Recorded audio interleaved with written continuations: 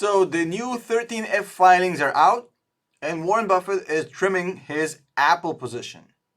Now, in today's video, we're going to take a look at Apple through our tools in StockMVP, and we're going to check if Apple at this current price level is still a good, reasonable purchase. And if not, we're going to take a look at possible pricing points for Apple based on the metrics we're going to examine.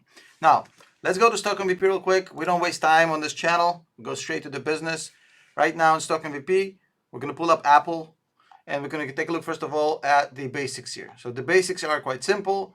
We're looking at a valuation of $2.8 trillion market cap, and very small short interest of 0.6% right here, P of 28, and a volume of 53 million.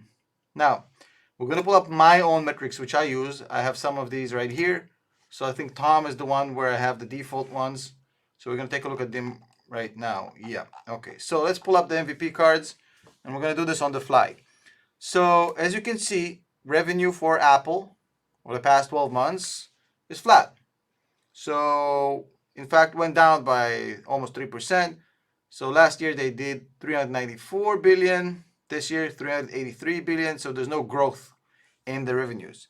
And that's not a good sign for a company like Apple that's trying to get out of the milking cow stage and to develop a new S-curve, which they're currently trying to do with the Vision Pro and some other stuff, some services, which I believe they will. But yeah, revenues are not growing for Apple over the past year. Now, if you pull back a little bit and you look for the past 3 years, the growth has been phenomenal, right? In the last 3 years, they grew 40%. So absolutely insane numbers. So being flat for 1 year doesn't necessarily mean a bad thing, but something to look out for. Now, if you look at their R&D expenses, they're absolutely through the roof, but it's Apple. I mean, that's what you're going to do about it, right? So it went from 14 billion just 5 years ago to 30 billion. So they've doubled their R&D expenses over the past 5 years. Again, they're developing a new technology. It's understandable. SG&A expenses have gone 50% up in that time period. Not horrendous. I've seen better efficiency, but it's plausible for a company, for a business like Apple. So their operating expenses over the past 5 years are up 80%. Now, if we compare this 80% of increase in operating expenses and we compare the 44% of increase in revenues. So this is the problem that we are kind of running into. If we are increasing revenues at a pace of 44% over 5 years, and at the same time, we're increasing our operating expenses at 80%. So our expenses are growing at a double rate than our revenues. Never a good thing. But again, for a company like Apple, don't forget, they're still extremely profitable. It's a cash machine. So if anybody can afford this, it's Apple, but it's not a great sign. Now, if we take a look at operating income right here, again, it's down almost 4.5% of the past year. Not a good sign. EBITDA is down 6%.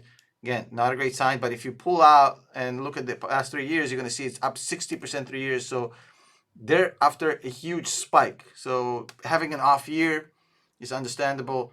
And net income, $100 billion. So here's where, again, flat for the year, down slightly. But look, you can hate on Apple as much as you want. But at the end of the day, when you're looking at this number right here, how many companies in the world will give you $100 billion of net income? That's absolutely insane. Yes, they're down a little bit, but look at the past 3 years. In the past 3 years, they went from 57 billion to 97 billion. So they grew 70% net income over the past 3 years. Sure, it's not their best year, but their track record of the past few years have been nothing short of phenomenal. Now, cash and cash equivalents is $30 billion, up 26% this year. Total liabilities, 290 billion. Total assets, 352 billion.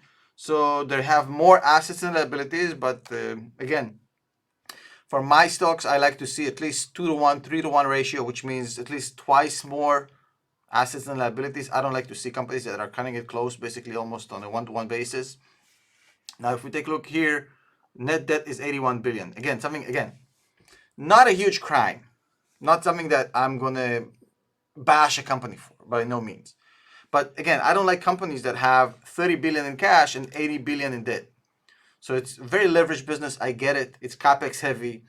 It's a R&D heavy business. There's a lot of money to be spent, operating Apple. I totally understand this, but Not a huge fan of looking one-to-one assets to liabilities and 80 billion of debt versus 30 billion of cash. Again, I'm not knocking the stock, but I'm just saying the balance sheet is not beautiful. The company is absolutely a banger company. They're giving you 100 billion a year. That's great. But I'm just saying, as far as the balance sheet, it doesn't scream, oh my God, this is unbelievably insanely good. But again, 100 billion a year in net income washes a lot of these things because it tends to be quite a rewarding exercise to be an Apple investor the past few years for at least most of the investors that stayed for the long haul. So pre-tax profit margin is 30%, very good, almost 31%. Net profit margin is 26%. It's phenomenal numbers. Look at this, return on capital is 54%. It's very high. Return on equity is 156%. That's what I was saying. 156% return on equity. There's no Apple investor out there that's been in Apple for the past 5 years saying, oh, I wish I didn't make that investment. So that's what I'm saying. We can't really hate on this company. Now, is it expensive at this price level? Well, first of all, let's take a look at the multiples, right? So the price to sales is under 7.5, which is definitely not expensive. PE is 28. So Apple is not expensive at these rates. So under 30 PE and under 7.5 price to sales, Apple is not an expensive company at the current price point. It's just not. Now we can run a quick DCF right here and see what the proper valuation can be. We're just running through a very, very rudimentary, let's give them 5% growth and let's give them a 10% WACC just to see what we're getting at. So basically, if we do an Insta DCF, so we have 110 per share DCF valuation. Now, if we start tweaking this a little bit and working on this a little bit, we're going to see, look, if EBITDA grew 50% over the past 5 years and 58% over the past 3 years, right? So your EBITDA growth should be between 10% and 20% for a year, right? I think 20% is a little bit of a stretch, especially after a down year. So we can update the growth rate towards the 10% region, right? And then we will get 138. Okay. So now we're going to take a look at these numbers and we're going to see, okay, so if we have 10% EBITDA growth rate, let's look at depreciation amortization. So over the past 5 years, it grew 5%. 3 years, 4%. 1 year, 3%. So depreciation amortization growth, it's in that 3 to 5% region. So let's put it at 5%. And CapEx, that's the crazy part. So 5 years ago, 13.3 billion, now 11 billion. And an increase in the last 3 years of 7 billion, of 50%, let's put it this way. And then they're back to 10.7 billion last year. So they're spending a lot of money on capital expenditures, definitely, but it's not growing. It's basically been flat for the past 5 years. In fact, it went down a little bit. So let's put the CapEx growth rate at about 3% to represent that. We do populate and calculate. So right now we're up to $142 per share. So based on this very, very quick, rudimentary, basic DCF, we haven't dove deep into the numbers. We haven't done nothing with it. Just the starting position for this would be a base of $142, right? Which means that currently Apple is overvalued by 22% based on this model, which can be tweaked and maybe completely different if we do it properly. Maybe one of the reasons why Buffett trimmed a little bit, although he did sell a fraction of his shares, not a huge deal. So let's put the Apple through the CEF valuator tool. Love our CEF valuator tool. It's absolutely convenient to use. So let's do revenue growth of 5 to 10%, right? Let's keep the margins as is. And let's just do a 10% discount rate. So yeah, so this is what we're getting on our CEF valuator tool. So the 5-year plan for this stock, based on the current numbers, is between 154 to 208. So again, we're getting numbers that are more on the low side. So if currently the price is $180, our model says the middle ground is 181. So based on this model, Apple is most likely just priced exactly where it should be. It's not expensive, it's not cheap. So we're getting $180 in our model, and that's a very rudimentary kind of usage of this model. If I was doing a proper valuation, probably would have done it, a little bit more detailed, a little bit more specific. But let's look at what insiders are doing and what institutional investors are doing with Apple, because that's always an interesting sign for us to see. I think with the case of Apple, it's more about the institutional sign than anything else. So on this side right here, we have insider activity. So as you can see, there's more insider sales over the past 3 months, 6 months. Both items, the red represents the sales, so more sales than purchases from insiders, and the institutional ownership is slightly sliding. So as you can see right here, we have almost 60% held by institutional investors. And right here in StockMVP, we have this chart that shows you what institutional investors in aggregate are doing. And we have this is a cliff, and this might be just because it hasn't been fully reported. I don't believe this to be accurate. So let's ignore the last thing, which seems too much of an anomaly. Just looking at this trend line right here, it seems that institutional shareholding is coming down for Apple. Again, something that goes along with what happened with Warren Buffett and him selling, I think 1%. The current average analyst sell, price for this, of course, we're talking about sell side analysts, so take it with a grain of salt. $187, right where they are right now.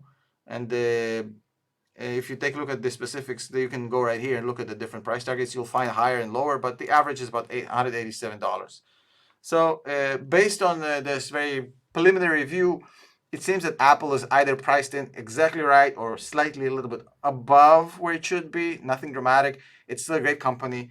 They're still a cash machine. They still have done great returns for their investors. It's probably not an opportunity right now to make a whole lot of money. But on the other hand, this is 2024. The market is going ballistic. We might wake up tomorrow and Apple is going to be at $300. Who knows? This is why we don't play these games. This is why our decision whether to invest in Apple should be driven strictly by the fundamentals, by the business. Do you want to be a shareholder of this business? Do you think that this business will be relevant in 5 to 10 years? Will Apple still be dominant in 5, 10 years? I wouldn't look at price points and entry points. That's just an unrewarding exercise. So if you want to learn how to do this better, check out StockMVP. StockMVP is, I think, the best tool. We haven't had any luck finding anything similar when we were building this tool, Pete and I, or Pete and me. I don't know how to say it in English. It's not my first language. But we built this tool specifically so we can do our own research. And we're excited to have you try it out. It's stock-mvp.com. And we would love to have you try it out for a week for free. If you like it, stay on. We'd love to have you on board. And if you have any questions about Apple or other stocks you want us to review, comment below. We're almost at 1,000 subscribers on the StockMVP channel. We'd appreciate it if you could subscribe and get us to 1,000. It's a nice little milestone. Okay. Thank you. We'll see you in the next one.